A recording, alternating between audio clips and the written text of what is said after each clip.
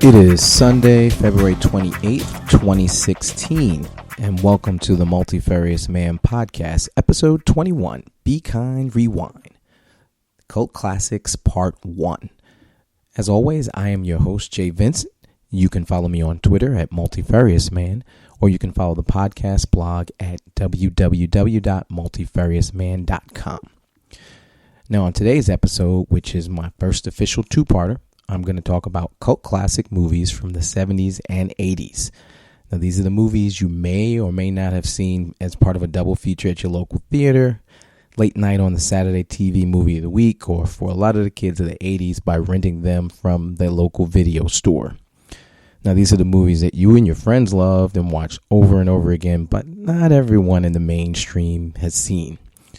Hopefully some of your favorites will make the cut, and you will be reminded of a movie you haven't thought about in years. And also tomorrow, in part 2, I'm going to cover the cult classic TV shows from the same era. So in the meantime, sit back, relax, and enjoy the show.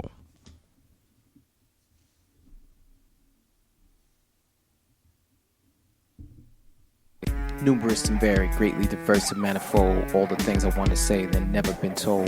Demon Sinatra to Drake and Pharrell. When I'm listening to this week, you can never tell. Bogey and Bacall, even Meryl Streep. The devil wears Prada, even the big sleep. It doesn't matter where you stand, I'm the multifarious man.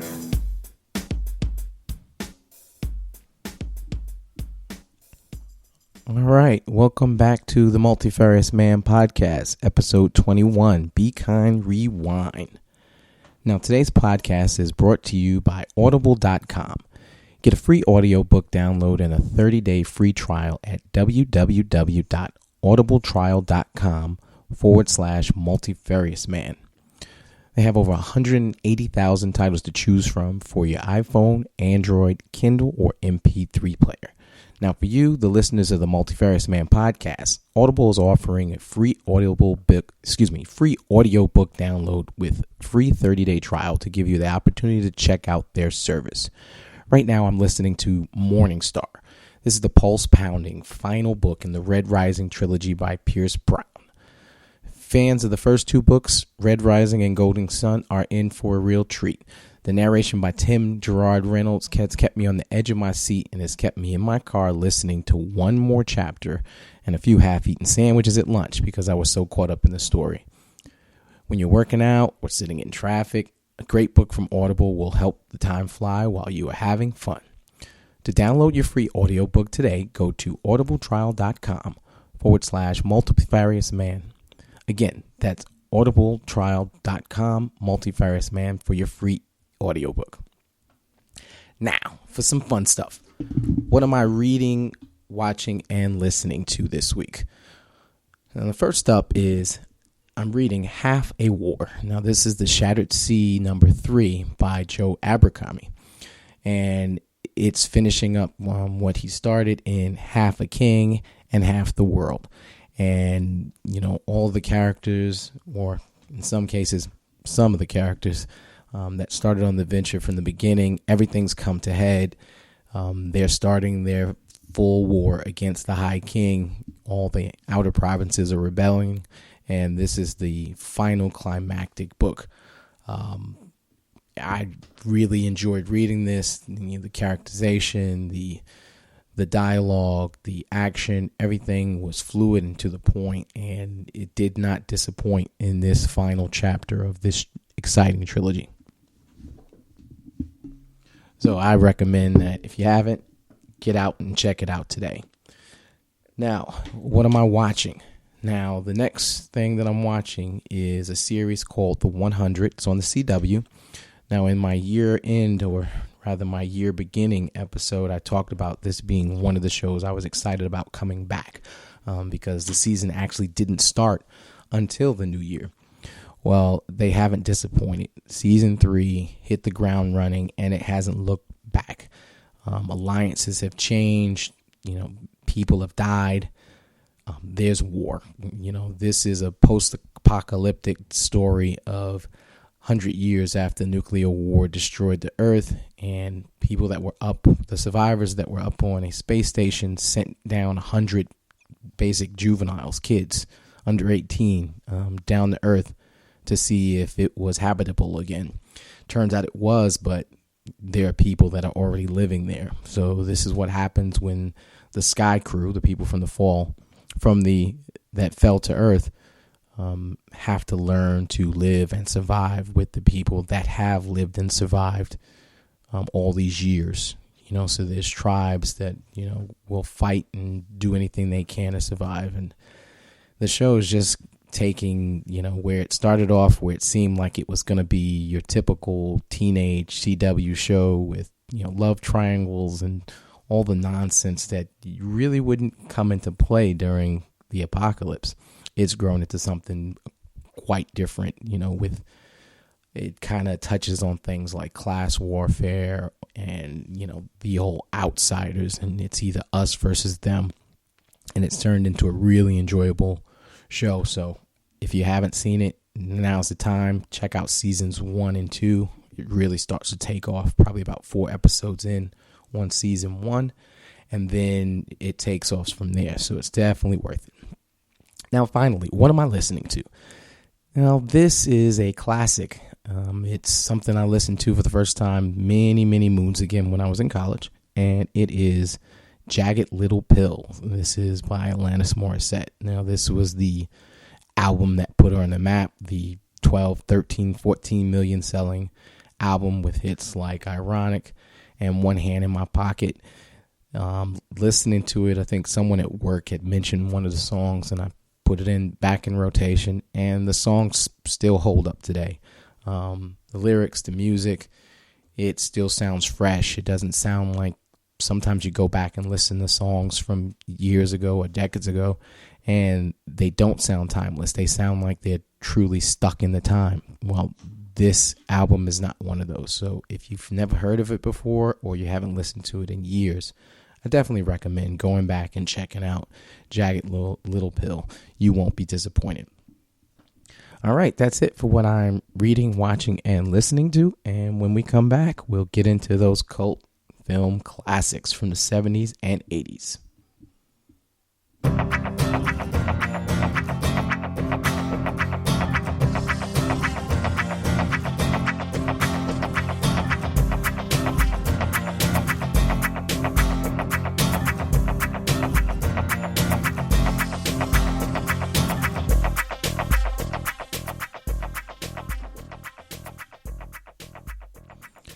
All right, we're back on the Multifarious Man podcast, episode 21, Be Kind, Rewind.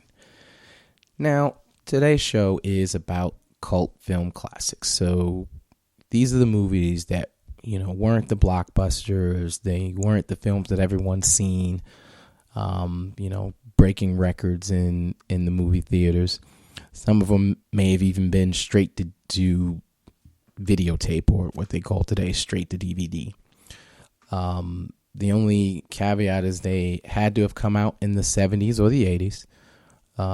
And that's really it. And as far as what I consider a cult classic, well, for me, it's that movie that you've heard of, or maybe your friends have heard of, and they talk about, or you remember watching over and over again as a kid. Now, some of these may not hold up to rewatching, and some of them they do. So for me, in no particular order, here are my cult film classics.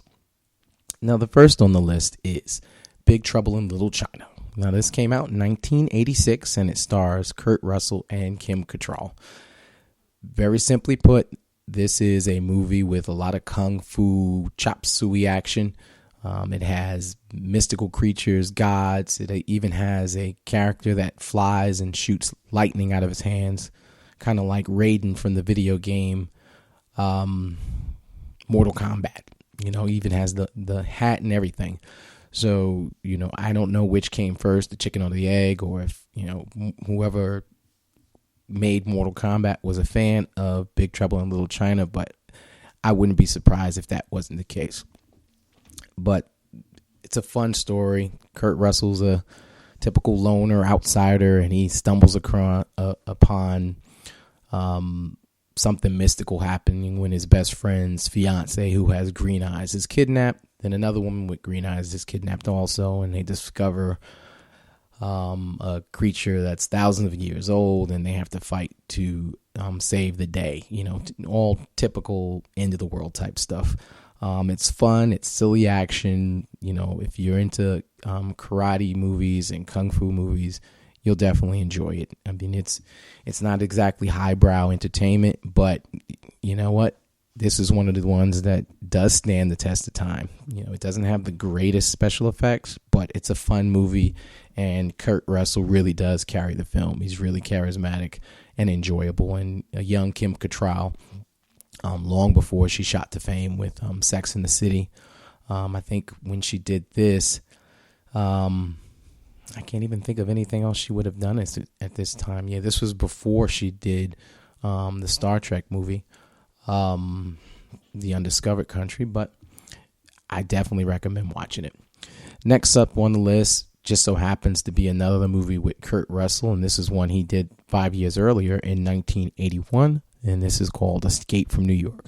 This movie takes place in a, future where the world is, I don't even remember if it was nuclear war or whatever, but it's sometime in the distant future, and New York is basically a prison. And what happens is the president's plane crashes in New York, and Kurt Russell's character, Snake Plissken, one of those movie characters that's probably on people's all-time list, eye-patched tough guy with the death sentence. He gets tricked by Lee Van Cleef. Basically says if you go in and rescue the president, you won't be put to death. Your sentence will be commuted. So of course he goes in and he's a one-man wrecking crew, does whatever he can, talks in whispers. This character basically was able to use the Batman tough guy talk long before it became popular in later years. It's definitely a fun movie. If you can help it, avoid the crappy sequel, Escape from LA. Let me just put it this way. In that one, he basically got into LA on a surfboard. I'll leave it at that and avoid it if you can. All right, next up on my list is a fun comedy musical. This is from 1982. This is called The Pirate Movie.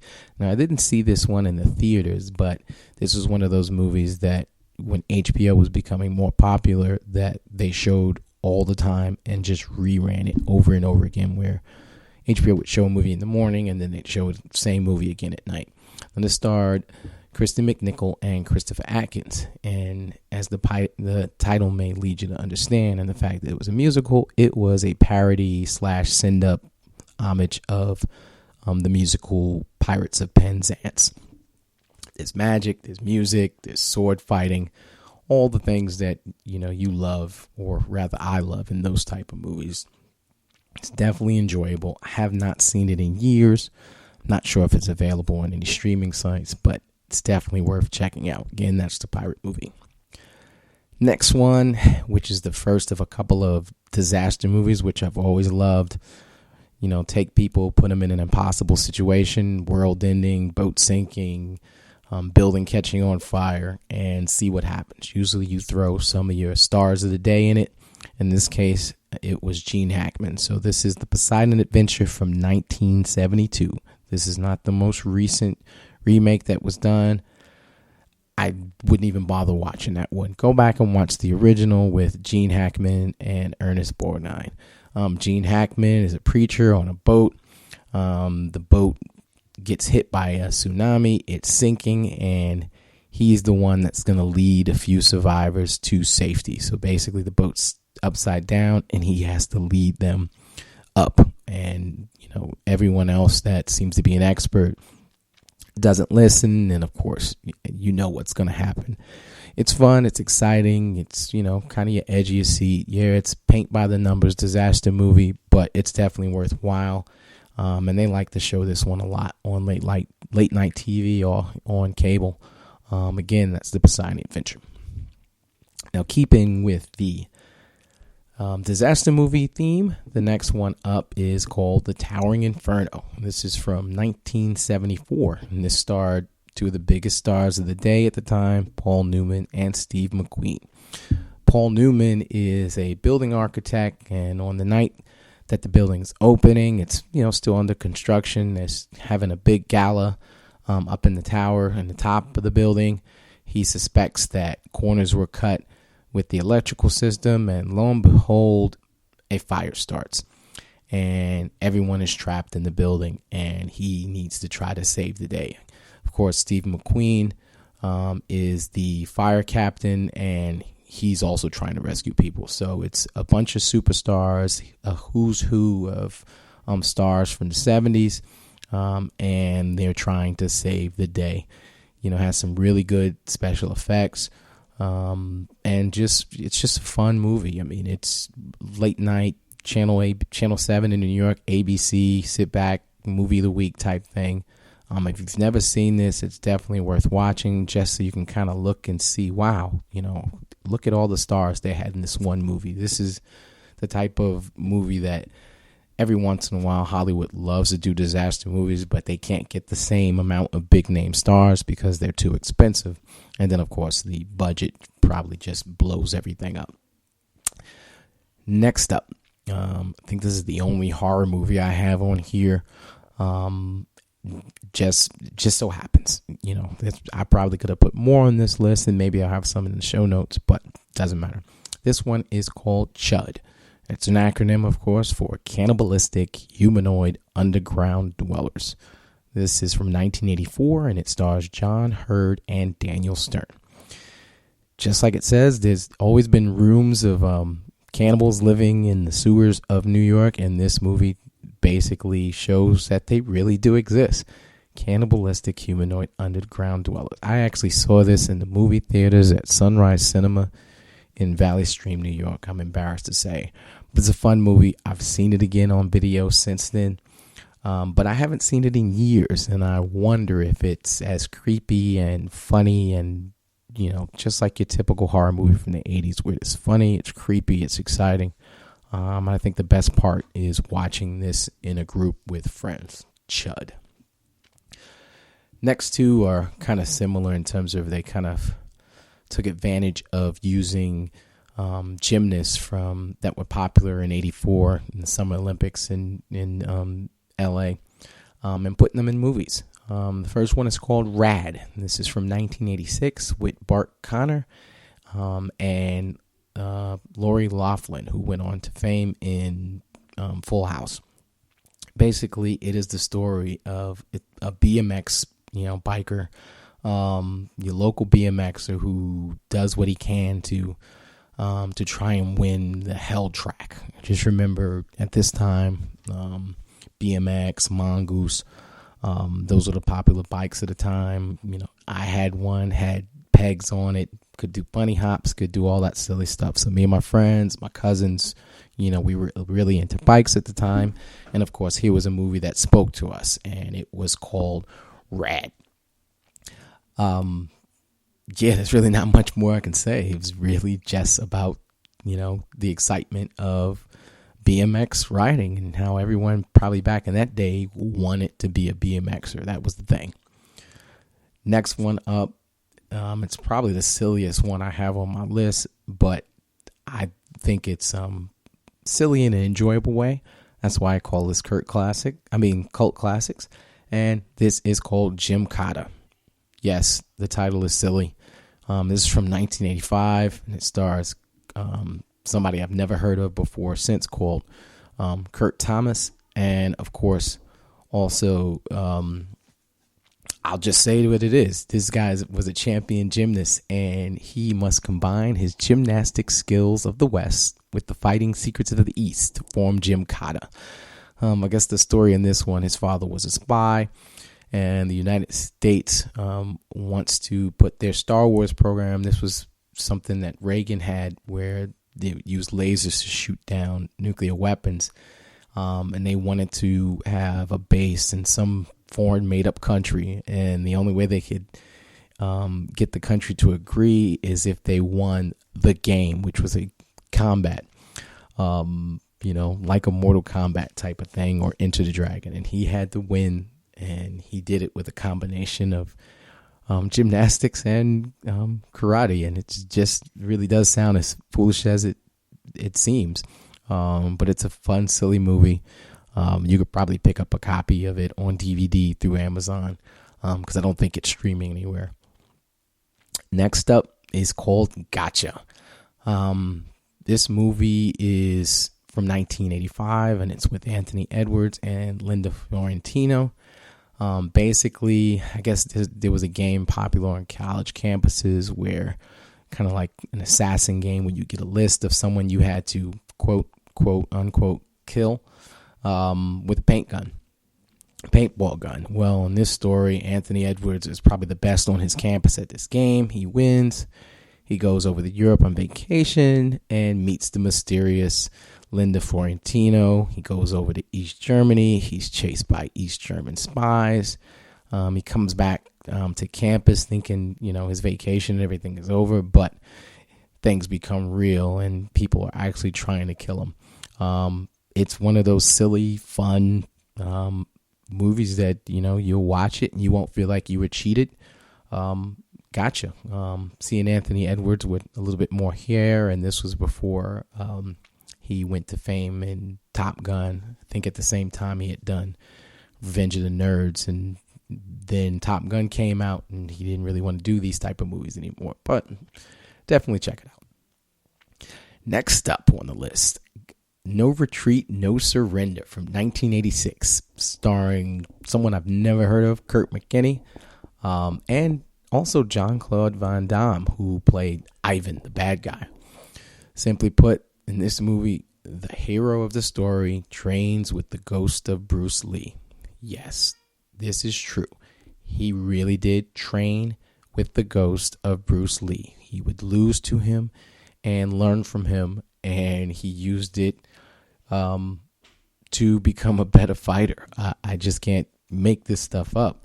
But I remember seeing this movie and watching it, and anytime it came on, you'd sit and watch it, and you couldn't believe that this guy was fighting with the ghost of Bruce Lee. I will leave it at that. If you've never seen it, definitely check it out.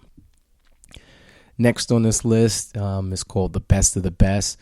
This is one of those movies that probably tried to take advantage of the popularity of The Karate Kid and Karate Kid 2.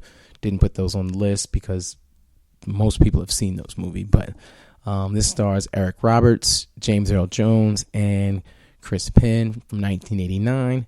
And this is a U.S. team is pitted against Korea in a Taekwondo tournament. So imagine you take people from all over the U.S., a whole bunch of different backgrounds, and throw them together, and they need to form a team that becomes a team to take on the Koreans. And of course, it's your typical story where, people don't get along at first and they learn to get along, or you don't know if they're going to get along. They're so busy fighting each other that they're probably not going to do well. But it's predictable. It's fun. Anytime it used to come on cable, I would watch it. And probably rented it more than a few times. If I ever found a list of all the movies I rented from Royal Video, or from Silver Plum Video back home, this one would probably be on there more than a few times. Next, this might be my favorite on this whole list. I haven't seen it in a while, but it's just an exciting film. It's called Streets of Fire, and the tagline says it was a rock and roll fable. This was from 1984. This starred Michael Pare. It would also go on to star in, or this maybe have been after, Eddie and the Cruisers, and Diane Lane, who's one of my favorite actresses, and love her, and Rick Moranis. And this is a story that it's a modern story, so it's kind of in modern times, but everything in it seems like it's from the 50s, kind of like in Chicago. Michael Pare comes back to town because Diane Lane's character is from the same town. She came to town as she's a top superstar recording artist, and she gets kidnapped. And his sister convinces him to come back to town and save his ex-girlfriend. And it's a fun, silly adventure. They end up meeting up with a singing group. He fights against the bad guy whose name I can't think of right now, and it's going to kill me when I think of it later. But I think back then Michael Pare was pretty much in everything. After he graduated from The Greatest American Hero, which will probably be on tomorrow's episode, he did The Philadelphia Experiment, Eddie and the Cruisers, a few other things. But I think HBO may have shown this movie on repeat. They may have shown this 4 or 5 times a day. And I remember watching it every single time it came on. And it's enjoyable. It's fun. It's predictable. I know all the words. I know all the scenes. I know all the songs from it. I think the hit song, I Can Dream About You, they did a video for it. I just can't say much more about it. It's just a really, really, really fun movie. And you can probably hear that I really enjoyed it. Again, Streets of Fire. Next, Red Dawn. Now, this is the original, not this crappy remake that they came out with a few years ago. This is the 1984 original with Patrick Swayze, C. Thomas Howell, who of course was in everything back then, Leah Thompson, Charlie Sheen, and Jennifer Grey. Simply put, the Russians and the Cubans invade America. And these high school students in the woods in, I want to say, Colorado, they fight back. It's just as simple as that. Who didn't want to go off with guns and camping and fight the mean, bad Russians? This was a pre-fall of the Soviet Union. The Russians were the bad guys. Communism was horrible and evil, and everyone wanted to fight them. So this was a really good movie. If you haven't seen it, I'm surprised. They used to show it all the time. Don't make a mistake and watch the modern remake of it. You want to watch the one with Patrick Swayze. Again, this is Red Dawn. Next up on my list, Remo Williams, The Adventure Begins. Now, they call it The Adventure Begins, but they never made another one. This is a movie from 1985 with Fred Ward, who, of course, would go on to star in the Tremors movies with Kevin Bacon. So it was Fred Ward, Joel Grey, and Wilford Brimley. And basically it's the story of a cop who was killed, wasn't really killed, and was recruited by a secret government agency, more secret than the CIA, NSA, all of them rolled into one. They had plastic surgery to change the way he looked, so basically he didn't exist. So they did all the things that the real government agencies couldn't do, so they could disavow it. And Joel Grey played the ancient Korean guru who taught him to fight, taught him all types of things. And it also starred a what's her name that went on to star in Voyager, Kate Mulgrew. So from Voyager and Orange is the New Black fame, she played an Army colonel. Remo Williams, The Adventure Begins. He was kind of like an American James Bond. So think of it like that. Had gadgets, he could fight, and it's a fun, silly movie. Me and my cousin Dwayne probably watched this one 1 billion times, and we had it on videotape, and our cousin Craig, who worked at Royal Video, somehow they never asked for it back, but this was one that we had, and we watched it over and over again. Remo Williams, Adventure Begins. Next up, The Cannonball Run, and you can probably include The Cannonball Run 2 in this one, but the first one is probably the best. This is from 1981 with Burt Reynolds and Dom DeLuise heading up an all-star cast, including Roger Moore, Farrah Fawcett, Dean Martin, and Sammy Davis Jr. Simply put, Cannonball Run is a race from coast to coast. You get there however which way you can, use whatever dirty tricks you can. And the fun part of it was not just the race, but seeing all the different ways that all the different characters and stars and all the different stars they had in the movie, all the different things that they did to win the race. And, this is one of the movies that I did something that a lot of movies don't do, but some that do, you want to sit around and wait to see the outtakes, because the silliness with Dom DeLuise He was who was extremely talented actor and comedian, and Burt Reynolds together with some of the other stars of it, just cutting up and messing up lines. But the outtakes are probably up there with some of the best parts of the movie.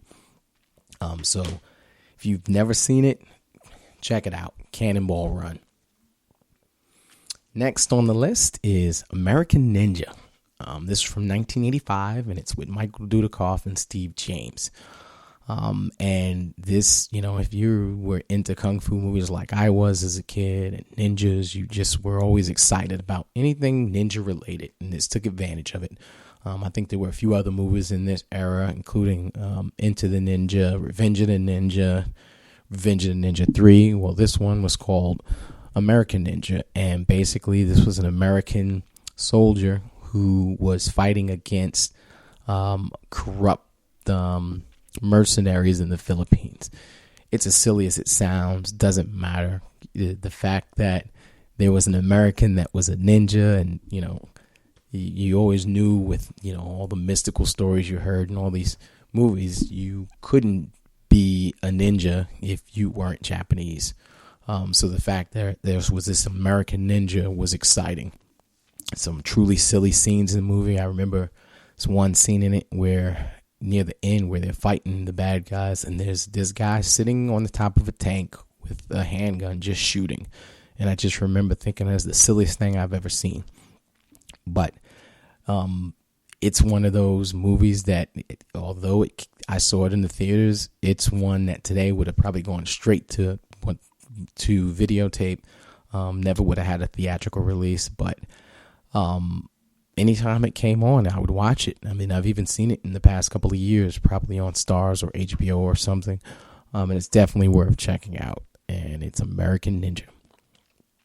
Next up, The Last Dragon. It's from 1985, starring Taimak and the recently deceased Vanity. This is a movie that took place in the inner city. It was a local black guy that was the master. And he went up against Sho'nuff, who was the Shogun of Harlem.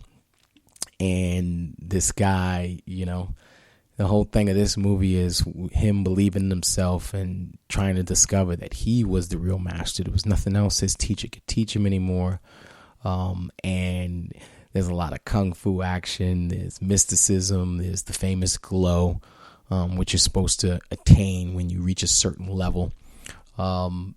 And I saw it again recently. I got it on DVD, and this movie does hold up. I mean, it has its corny moments, but it's a really enjoyable movie. It's worth your time to sit back, relax, and just enjoy it for what it is.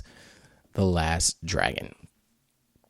Next, I put these two together because they came out in the same year. It's basically the same story twice, and that's Breakin' and Breakin' 2 Electric Boogaloo. And if you are of a certain age, growing up in New York, you've heard of Turbo and Ozone. I want to say they were both in the Rocksteady crew, but they were real popular breakdancing crew from the late 70s, early 80s. This movie came out in 84. Both of them did. And the first one, they meet up with this girl who's a jazz dancer who's not doing really good at it, and then she meets up with these hip-hop break dancers and kind of merges it into something new and different, kind of like probably the same thing they've done recently in those Step Up movies, but this was way back in 84 when hip-hop was really becoming popular for mainstream audiences. And then in Breakin' 2, of course, they brought back the same cast, more dancing, and the premise of that was they were trying to save a local community center, so they put on a dance to raise money. That's Breaking and Breakin' 2 Electric Boogaloo. Next, Real Genius. This is from 1985, and it starred Val Kilmer. It was a story of just some really, really, really smart students at a California university and the hijinks and silliness they got into.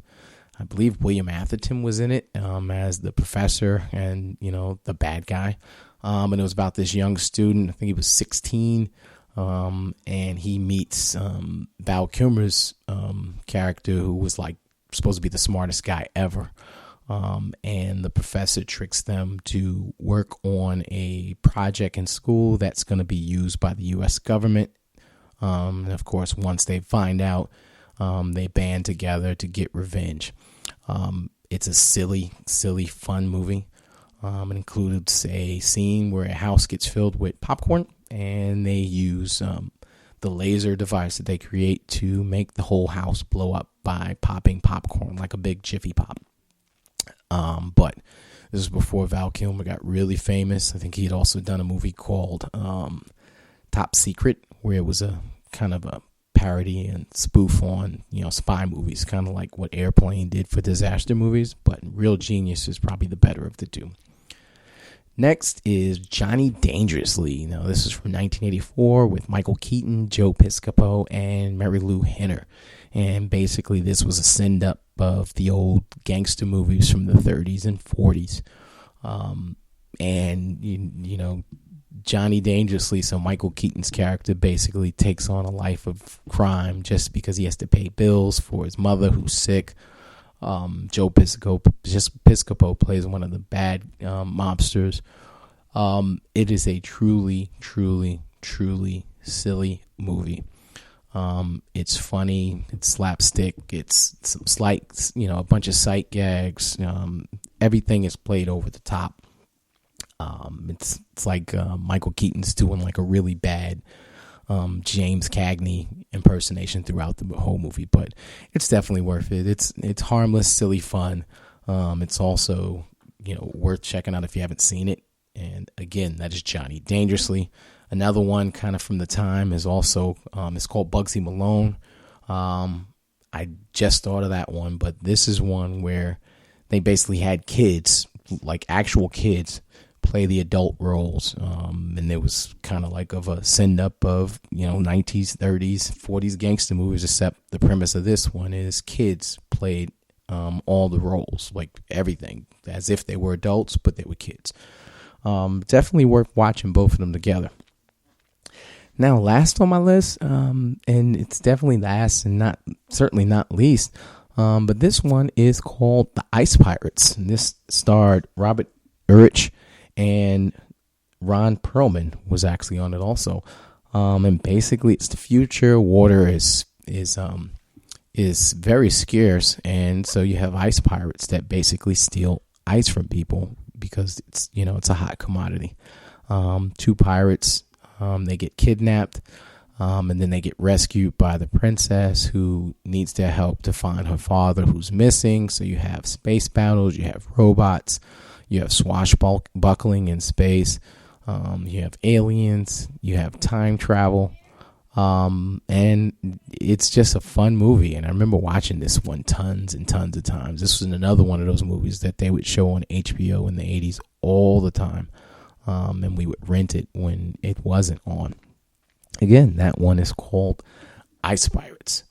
I'm sure I could probably go on for another hour talking about all the crazy, silly cult classic movies for me from the 70s and 80s. I mean, I didn't even mention stuff like The Warriors, which was basically about a gang getting framed for the murder of the head of all gangs in New York, and fighting their way back from Brooklyn to Coney Island. I mean, back to Brooklyn or to Uptown, but Warriors. But I'm sure I'll probably think of a few more in my show list later on. But for now, that's my list of cult classic movies. Maybe you've heard of some of them, maybe you didn't. If there's something that I missed and maybe you think I should mention, send me a follow on Twitter at multifariousman, or send me an email to multifarious.man.podcast@gmail.com. And then, of course, you can always send me a comment in the show notes of the podcast website at www.multifariousman.com. Now, that's it. When I come back, we'll wrap up the show and kind of talk a little bit more about what's going to be on tomorrow's show, the Leap Day episode. Which is part 2, which we're going to talk about the cult classic TV shows from the 70s and the 80s that I love. Other than that, I will be right back.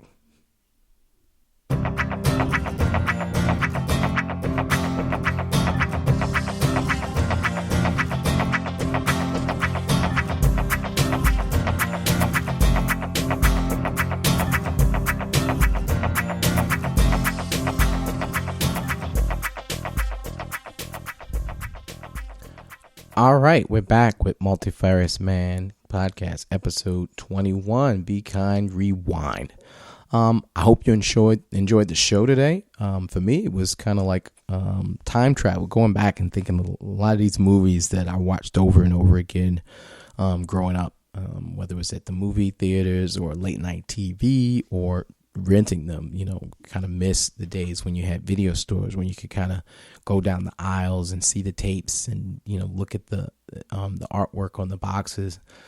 This is before the Blockbusters of the world, where they kind of homogenized everything. This is where your local video stores, where you actually had the original artwork, and you can kind of walk through and look and see and read the story info on the back of the box and see if it was something you were interested in, or your friend told you about something and you couldn't wait to see it. Those are some fun times, and that's why these are what we consider cult classics. I could have brought in stuff like The Goonies, but I think that was a little bit too popular for me to consider it, even though it is a cult classic. Same thing with Weird Science, which probably didn't make as much money, but still fun movie.